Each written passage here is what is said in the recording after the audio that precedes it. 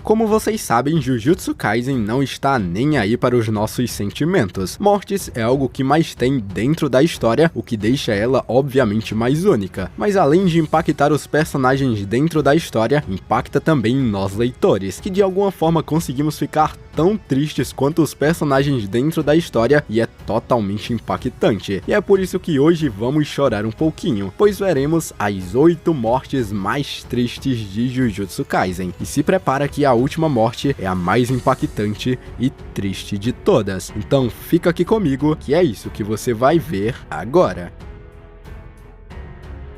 E aí galera, tudo beleza? Sejam mais que bem-vindos à Shonenzada, e esses dias eu estava relendo alguns arcos de Jujutsu Kaisen, e obviamente eu revi várias mortes bem impactantes na trama, e eu pensando que seria um Red Pill Ultra Sigma e que não iria me emocionar, mas é aquela coisa, homem também chora. Então hoje vamos ver algumas dessas mortes aqui, mas antes de tudo, ative sua expansão de domínio e deixe o seu like, pois assim você vai me ajudar demais. Também se inscreva no canal e ative o sininho, pois dessa forma você vai receber todos os próximos vídeos de Jujutsu Kaisen e de outros animes que saírem por aqui. Então, sem delongas, vamos para as mortes mais tristes de Jujutsu Kaisen. Vamos começar com a morte do Wasuke Itadori, o avô do Yuji. O Wasuke Itadori não foi um personagem tão grandioso quanto ele deveria ter sido, até porque ele morreu logo no primeiro episódio do anime, mas mesmo não sendo uma morte tão impactante, ele ainda assim teve grandes significados para o próprio Yuji. Desde muito cedo em Jujutsu Kaisen é nos mostrado que tanto Yuji quanto seu avô se importavam muito um com o outro, e que acima de tudo, mesmo os dois sendo bem carrancudos, eles se amavam. O Wasuke já estava internado no hospital há dias, e durante suas últimas horas de vida, o Wasuke tenta revelar para o próprio Yuji quem eram os seus verdadeiros pais, mas Yuji se recusa a escutar o seu avô, dizendo a ele para parar de agir com calma. E antes de falecer, o Wasuke diz a Yuji que ele é um garoto forte e que deveria ajudar as pessoas sempre que ele pudesse, o que obviamente desperta uma chama no menino Yuji que levaria aquelas palavras para o resto de sua vida. Ele continua dizendo ao Yuji para se certificar de estar cercado por outras pessoas na hora de sua morte, para o Yuji não se tornar alguém como ele, alguém que morreu sozinho. Mais tarde, seu corpo foi enviado ao necrotério, onde foi cremado, e o Yuji recolheu as suas cinzas em uma urna. Toda essa cena e esse diálogo do Wasuke foi de imensa importância para a vida do Yuji, que, como todo mundo sabe, sofreu muito e muito mesmo durante a sua jornada, e seu objetivo de apenas viver para ajudar as pessoas e ter uma morte digna. O Wasuke pode não ter tido um tempo de tela maior, mas como eu falei anteriormente, sua morte não foi para dar impacto e deixar-nos tristes, mas sim para dar um sentido à vida do Itadori. Sem dúvidas nenhuma, um dos personagens mais importantes de Jujutsu Kaisen. A próxima morte é a morte de Junpei Yoshino. Junpei Yoshino é aquele típico personagem que só apareceu em um arco e que fez a gente criar falsas esperanças que poderíamos então vê-lo novamente com os outros feiticeiros, até porque a abertura de Jujutsu Kaisen primeira temporada aparecia ele junto do Itadori e de seus amigos, mas no fim, Junpei Yoshino acabou sendo morto de uma forma muito triste. Depois que sua mãe foi morta por uma maldição atraída por um dos dedos de Sukuna, Mahito acaba então fazendo acreditar que Shota foi o responsável por isso, quando na verdade foi o próprio Mahito que acidentalmente matou a mãe de Junpei. Junpei então, puto da vida, parte para a escola para matar todo mundo, incluindo Shota, mas no meio do processo acaba sendo impedido por Yuji. Yuji e Junpei lutam momentaneamente, e quando pensamos que ambos finalmente vão se reconciliar, Mahito aparece de repente atrás deles na escada, e Itadori então pergunta quem é Mahito, mas ele então não responde, e Itadori manda que Junpei corresse, mas obviamente Junpei, totalmente ingênuo, diz que Mahito era uma pessoa boa. No entanto, enquanto ele dizia estas palavras, imagens dos experimentos de Mahito passam pela sua mente, o que então faz com que a voz de Junpei morra em sua garganta, quando ele aparentemente percebe que cometeu um erro grave. Mahito então coloca a mão nos ombros do agora abalado Junpei e antes que o mesmo sequer pudesse piscar os seus olhos, Mahito utiliza de sua transfiguração ociosa e transforma então Junpei em uma de suas muitas abominações. Vendo aquela cena, Yuji fica tão chocado que não consegue reagir e desesperado no calor do momento, ele pede a ajuda de Sukuna, mas que rapidamente tem seu pedido negado e é ridicularizado pelo próprio Sukuna e também por Mahito. Yuji, agora sem palavras, não pode fazer mais nada, a não ser observar Junpei cair no chão, agarrando suas roupas e perguntando baixinho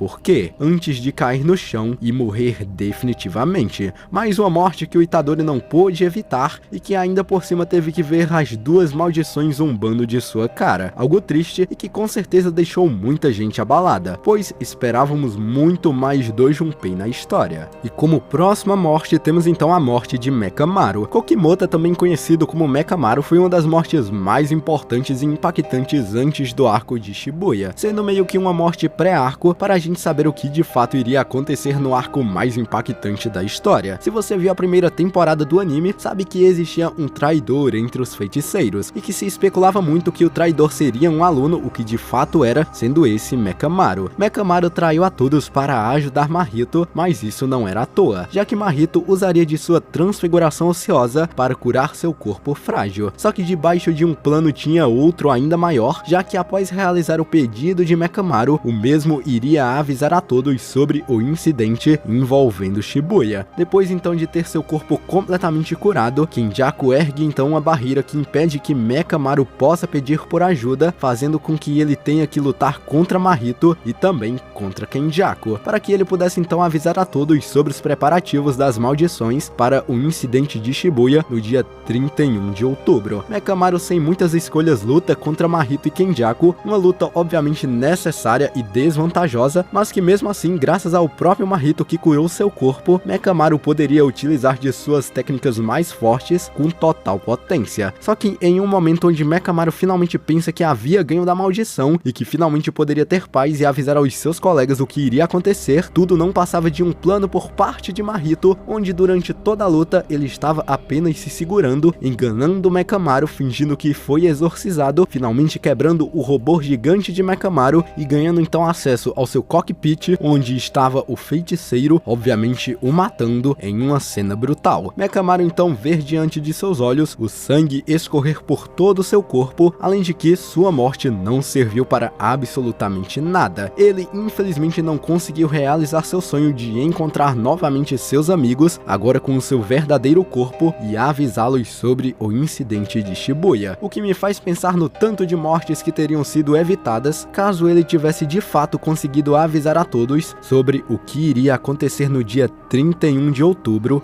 em Shibuya. E a nossa quarta morte é de Masamichi Yaga. Masamichi Yaga é o ex-diretor da escola Jujutsu, onde inclusive foi considerado um feiticeiro de grau especial por uma técnica extremamente poderosa, a manipulação de corpos amaldiçoados, podendo criar ilimitados corpos amaldiçoados e assim criar um exército inteiro. Graças a isso, ele acabou tendo que ser preso e foi considerado pelo alto escalão do mundo Jujutsu como alguém bem mais poderoso do que imaginavam.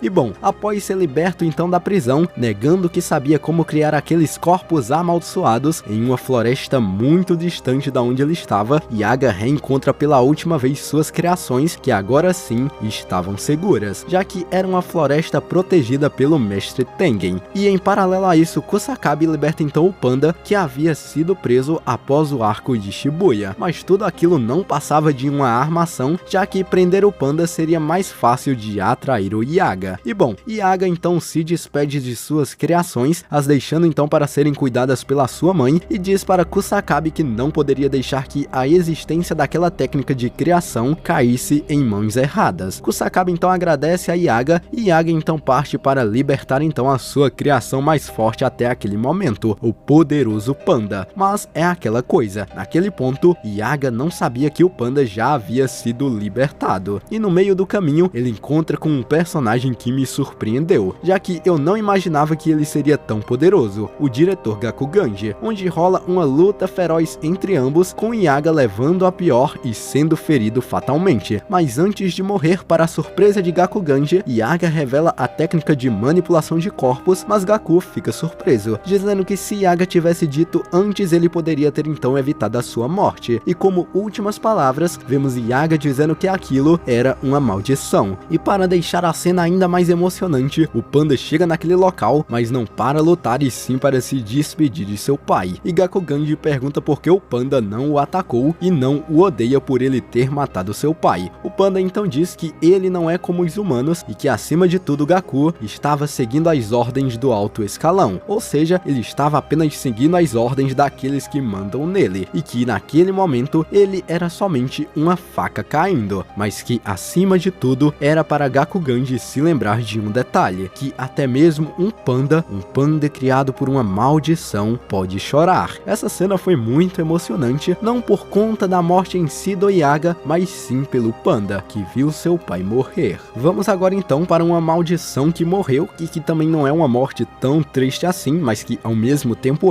que é a morte da maldição Jogo. Após Sukuna matar um grupo de feiticeiras com extrema crueldade e facilidade, mostrando mais uma vez que é o rei das maldições e que ele é guiado apenas pelo seu prazer e desprazer a uma vida humana, sendo guiado apenas pelo prazer de matar as pessoas. E após matar esse grupo de feiticeiras, Jogo aparece diante a Sukuna e ele estende então uma mesma pergunta que ele fez às garotas, perguntando ao mesmo, no caso ao Jogo, o que ele queria. Jogo sabiamente responde que não queria nada e que o seu objetivo naquela altura era somente reviver o Sukuna, sugerindo então ao rei das maldições que ele fizesse um pacto com Itadori, usando os vários amigos dele espalhados por Shibuya como uma certa vantagem. Mas Sukuna revela que tem planos maiores e que não envolvem o Itadori. Entretanto, ele faz uma proposta a Jogo, onde se ele conseguisse acertar somente um único golpe nele, ele realizaria então o desejo das maldições. Jogo obviamente aceita, já que lutar contra o rei das maldições é uma parada muito sinistra e que poucos conseguem, e é óbvio que essa luta iria dar errado. Começa então uma imensa luta de grandes proporções entre as duas maldições de grau especial. Na verdade, Jogo apanhava mais do que batia, e Sukuna tinha um controle total da luta, humilhando Jogo, atravessando vários prédios com a cara da maldição. Jogo então vê que está em apuros e invoca então sua técnica massa, um imenso meteoro na cidade de Shibuya. Sukuna facilmente desvia e não sofre nenhum dano sequer, e para finalizar facilmente aquele massacre, Sukuna mostra uma nova habilidade de fogo que supera o fogo produzido por Jogo, queimando então a maldição até não sobrar nada. Mas antes de mais nada, Sukuna, o rei das maldições, reconhece a força de Jogo, dizendo que ele era uma maldição incrivelmente poderosa. Esse reconhecimento de sua força deixou Jogo tão orgulhoso que ele derramou lágrimas pela primeira vez, sem saber que ele era capaz de fazer aquilo. Nos momentos finais, Jogo visualizou então Dagon e Hanami e pediu desculpas por permitir que todos morressem, mas eles então concordaram em confiar em Mahito, que Jogo sempre defendeu como seu líder. Jogo então não achava que renasceria como antes, mas ainda assim antecipou o dia em que ele e os seus amigos se encontrariam novamente, porque sempre acreditou que eles eram os verdadeiros humanos. E essa morte foi triste pelo lado sentimental da maldição, que sempre buscou ser um humano e no fim derramou lágrimas que, como eu falei anteriormente, nem ele mesmo sabia que poderia derramá-las.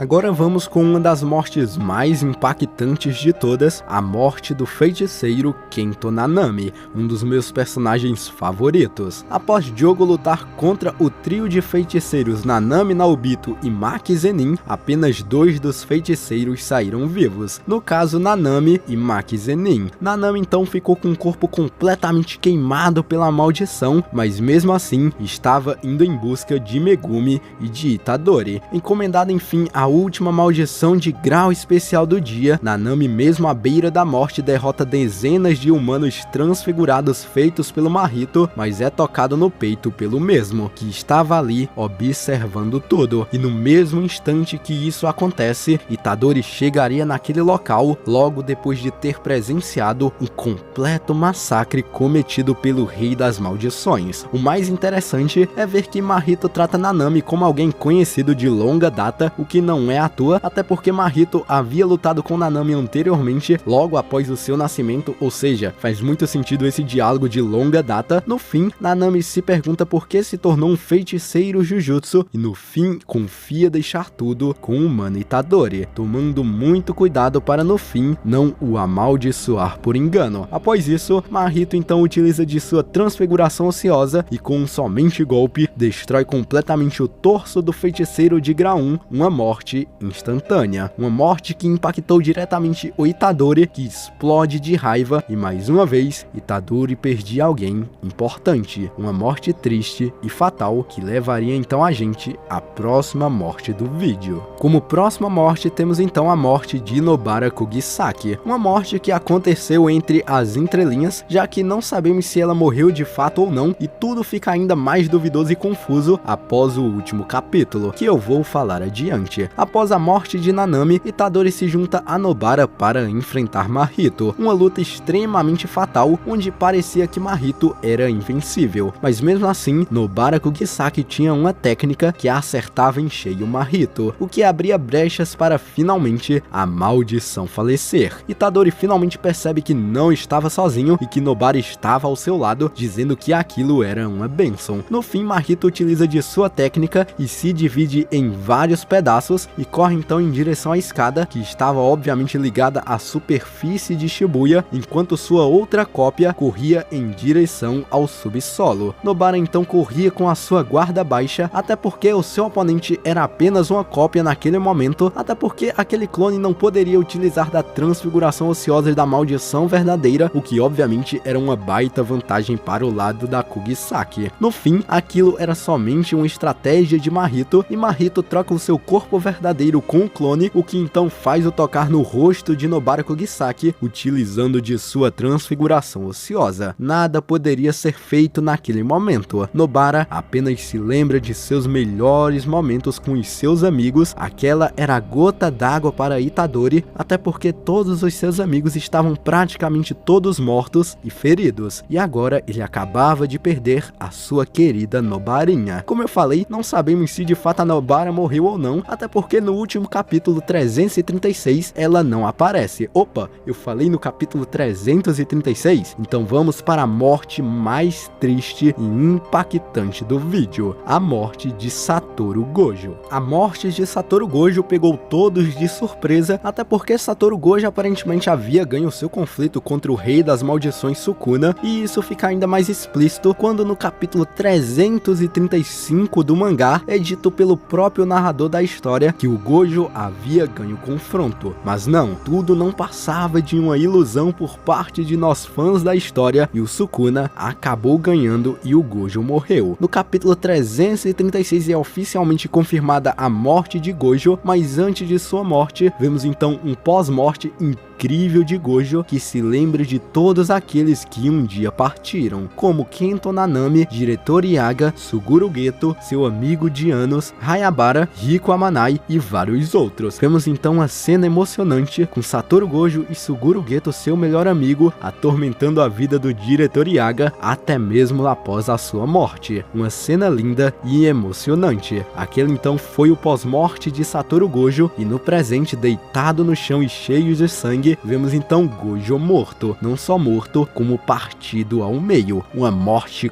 completamente brutal. Sukuna de fato superou Gojo e no fim ambos se respeitaram como verdadeiras lendas do mundo Jujutsu, provando que sim, eu sempre estive certo desde meu primeiro vídeo de Jujutsu Kaisen aqui no canal e os diversos shorts que eu produzi. Sukuna é mais forte que o Gojo. Sukuna então respeita Gojo e diz que ele foi um oponente extraordinário e que a sua marca ficará registrada, finalizando assim a morte de Satoru Gojo e a luta luta entre o feiticeiro mais forte contra o Rei das Maldições, uma morte trágica e que, acima de tudo, foi inesperada. E bom galera, essas então são as mortes mais impactantes e relativamente tristes de Jujutsu Kaisen. Esse vídeo eu não vou mentir que a parte do Satoru Gojo foi colocada de última hora, mas eu não poderia deixar de citá-la aqui nesse vídeo, até porque me pegou de surpresa e sério, foi uma morte completamente triste, eu tô coringando até agora, sério mesmo, mas esse capítulo que saiu aí com a morte do Gojo provou que sim, o Sukuna é mais forte que o mesmo, e isso é incrível. Mas bom, eu espero muito que vocês tenham gostado do vídeo, sinceramente foi um dos que eu mais gostei de fazer aqui, não só pela parte do improviso na hora do Satoru, como também as outras mortes. E se você quiser me ajudar na minha jornada para me tornar o maior youtuber de anime, se inscreva no canal e me ajude a chegar nos 100 mil inscritos, pois assim seremos 100 mil feiticeiros aqui no YouTube. Desde já agradeço por você ter assistido até aqui, eu espero que você tenha gostado e nos veremos em um próximo vídeo que também será de Jujutsu Kaisen.